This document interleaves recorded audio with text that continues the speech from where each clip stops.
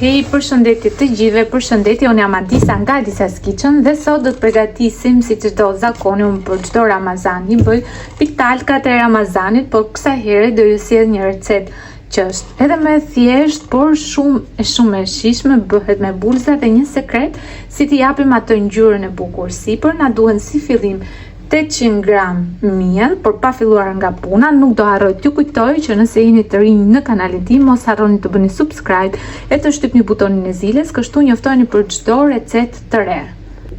Na duhet 550 gram ujë disi i vakët.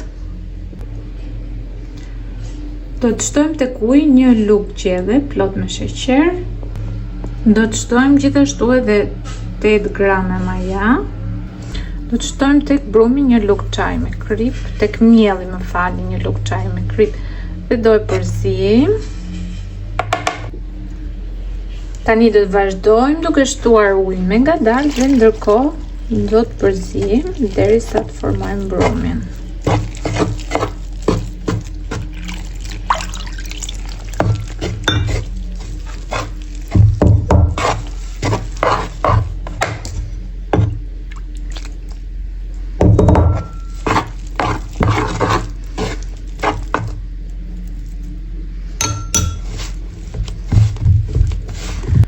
Brumi është i butë dhe ngjites në përduar. Do të shtojmë 2-3 lugë gjelle vaj ulliri dhe do e punojmë edhe për pak me duar.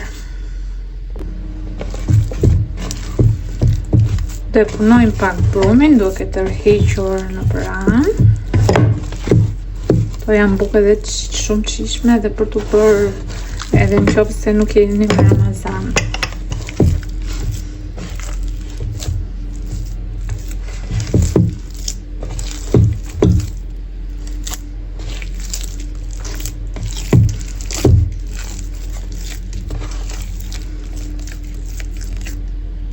Tani do e lëm brumin pushim për 20 minuta për momentin dhe pastaj do ju tregoj se çfarë do të bëjmë më tej.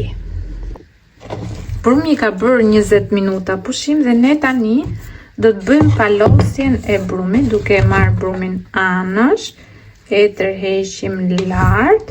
Kjo gjë që po bëjmë tani do i japi brumit elasticitet dhe ajër. Dhe kështu pite do të bëhen jo vetëm shumë, por shumë të shijshme, por edhe marrin formojnë ca bulza ajri në brendësi të brumit, që bëjnë brumin shumë të mirë, japin.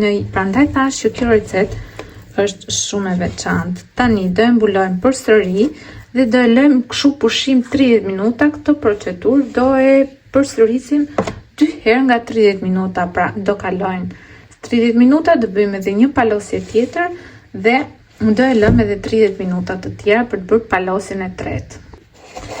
Tani do të bëjmë edhe palosjen e dytë. Përlyej pak duart me vaj ulliri.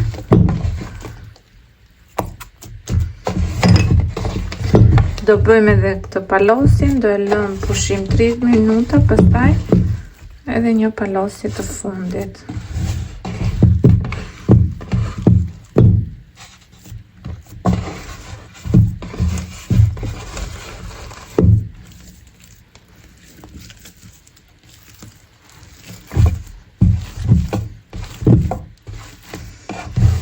Brumin e lejmë në ambient, nuk ka nevojë që ta fusim në një vend tjetër të ngrohtë. Pra do e lëmë përsëri pushim 30 minuta. Do bëjmë edhe palosjen e fundit fare të brumit dhe do e lëmë pastaj të vijë për herë të fundit për 40 minuta. Kjo procedurë mbas se ju duket pak sa e gjatë, por mua më pëlqen shumë dhe prandaj vendosa ta sjell si recetë edhe për ju, sepse ka rezultat vërtet shumë të mirë. Madje këtë lloj brumi mund ta përdorni edhe për pica ose për focacce në të njëjtën mënyrë siç edhe e keni bërë.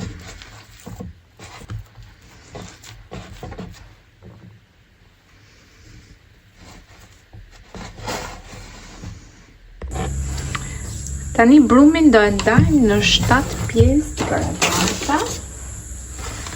Limohemi me pak miell, sepse është disi ngjitës.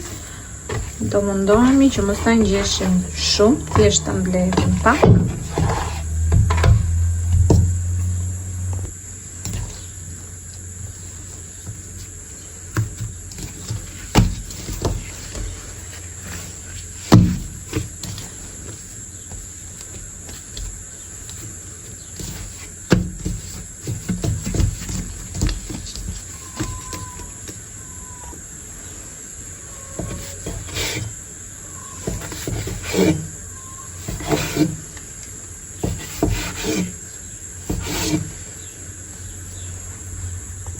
Secilës pjesë nga brumi do japim formën e një topi gjithmonë, duke u kujdesur që mos ta ngjeshim shumë.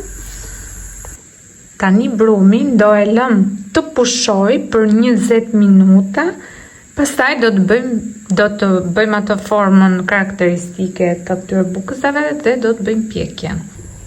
Tani erdhi momenti për t'ju treguar sekretin për atë korën e bukur në sipërfaqe të pitalkave. Është kjo përzierja këtu, çfarë ka këtu? Është gjysmë gotë ujë, një lugë çaj miell, i kam zier derisa është krijuar kjo masa dhe kam lënë të ftohet. Tani do të shtojmë edhe një vezë. Do e përziej mirë, më pëlqen t'i shtoj edhe pak krip sepse i jep shumë shije. E përzijem mirë derisa na krijohet një masë homogene dhe tani do fillojmë të japim formën pitalkave tona. Dhe tani do i japim formën e bukur pitalkave tona. Unë ja kam dhënë njërës, për këti nga ana tjetër që t'i japim tjetrës. Lyjmë në sipërfaqe me pak nga përzierja jonë, duke u kujdesur të mos na shkojë në anë, por pak e vështirë dhe e pashmangshme. Ta hapim kështu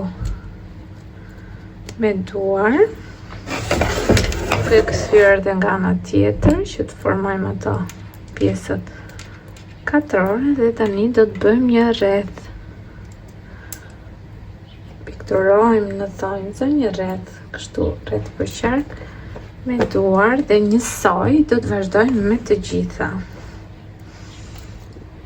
Tani për sipërfaqe nuk kam përgatitur një mix farash, fara susami të bardha, fara susami të zeza dhe fara lulkuqe, por ju mund të shtoni këtë keni ose dhe asnjërin nëse nuk i keni, gjithsesi këto japin jo vetëm shije, por edhe bukuri. Tani do i pjekim në 220 gradë Celsius, furr me avull ose furr me ventilim për ato që nuk e kanë furrën me avull, vendosni një tenxhere poshtë.